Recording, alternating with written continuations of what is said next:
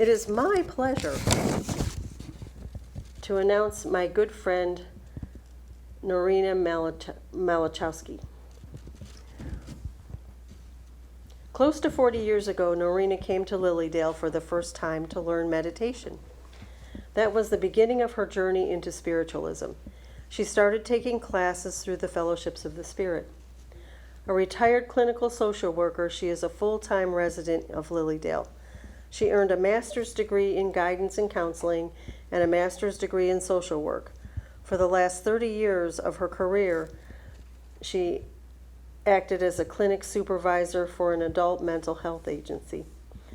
Studies with the Fellowships of the Spirit enabled her to hear wonderful teachers. A profound experience has been learning from the teachings of Gabriel as channeled by Penny Donovan. Norina has taught in the ministerial program at the Church of the Living Spirit in the past year and has run workshops on aging with grace, which I took and it was wonderful. I was the spring chicken of the class. As well as living with more humor, which she did this last February, and that was really a fun time. She really is a very funny lady and zings things out where you're not expecting it. I mean, even, when we've been in, she comes up to the Artisans Guild and, gets Mike going and they get laughing with things. And it's just really, she's a fun lady and she has a lot to say, a whole lot to say. So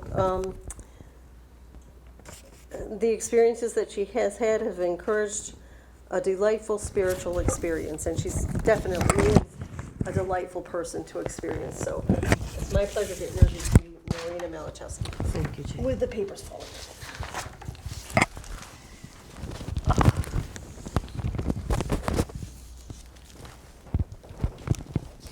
If you would have told me over 38 years ago I'd be standing up here talking to you, I always pictured myself there listening. It's amazing the way roads can go in life and where it takes us.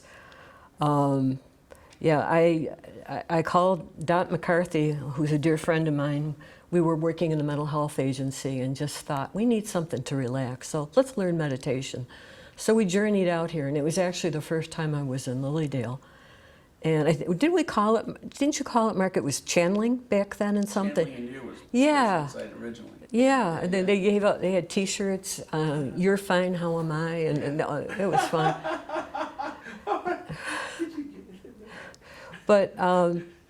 But yeah, and it came from there. I mean, a lot of wonderful teachers, and here I am. So as children of God, we intrinsically know that we're whole and complete within ourselves.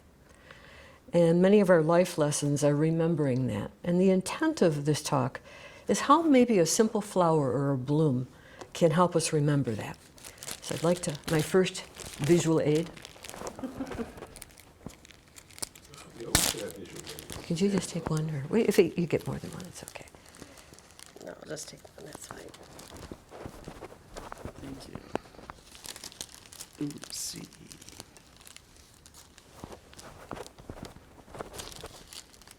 Thank you. No, not that one. Thank you, Norina.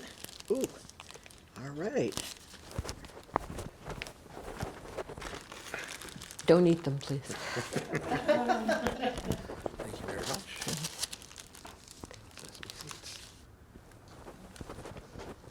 Can we eat one?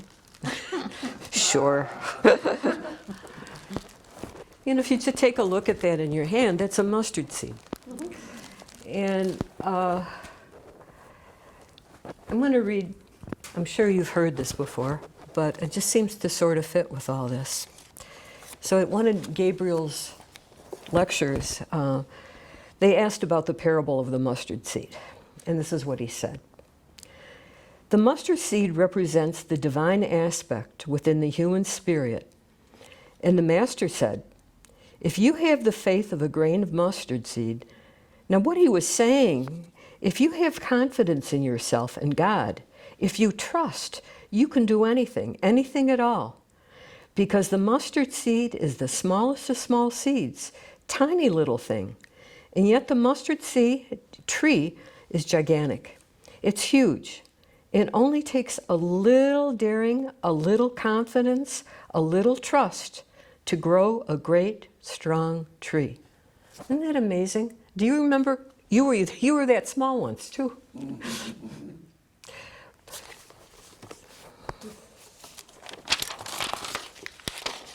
You know, over the years, I've taken many lectures, I've been in many groups, I've had readings, I've read, on and on.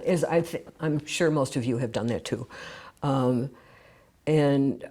Perhaps, sometimes I think simple can be a very, very powerful teacher. And perhaps a flower can be a powerful reminder of who we really are. A way you can teach children meditation is have them gaze at a flower. Just take a picture, not a picture, a flower, and help them look. And I'd like to do this together as I'm going to raise some questions for you. So I'm going to walk around, just pick a flower out.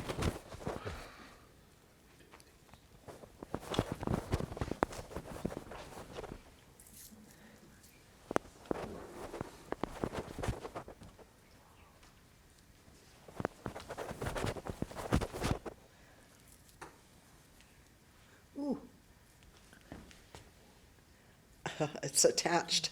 There you go. There you go. Thank you. Did you ever do that when you were kids? Do you like butter? And you put it on the chin? Means you're sweet. Go ahead, you can pull it, I'll hold it down. Ooh. Got the rest? I'm trying to get one. Okay, got it. Okay, oops, technical difficulties. You take that one, thank you. Okay.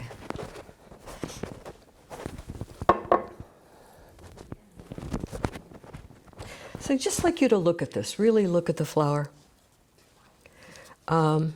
These are all wildflowers, so there's nothing that people took care of.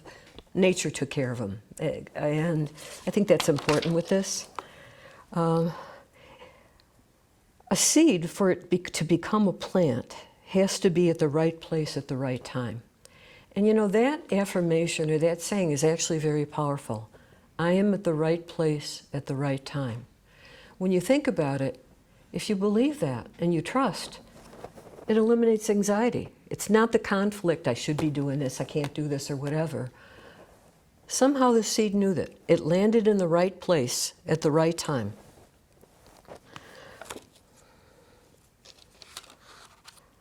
And how often do you affirm that in your life? It's really a powerful affirmation. Of course, the plant needs nourishment. And how are you nourishing yourself? Are you eating well balanced? Are you drinking enough water? Do you go outside with your bare feet and stand in Mother Earth? Do any of you do that? Mm-hmm. Good. And I want to do, I hope this works. So, would you be my subject? Sure. Okay, you have to put that down. I just saw this last weekend. We'll see if it goes. Are you all familiar with kinesiology? Do you know what that is? Do you know what that is? It's a muscle testing to see what strengthens us or weakens us in life. So what I'm going to have Jane do is she just puts her arm up and drops her hand, and I put 3 fingers out, and I just say, Jane, would you resist? And you just push up. Okay. Now, just stand there.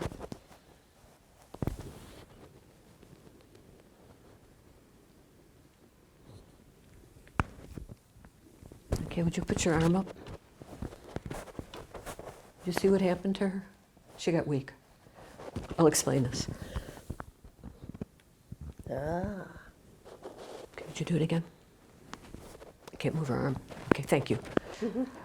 The reason I did that is if you think about blooms or flowers, it's the energy coming from the earth, and they grow and they come up.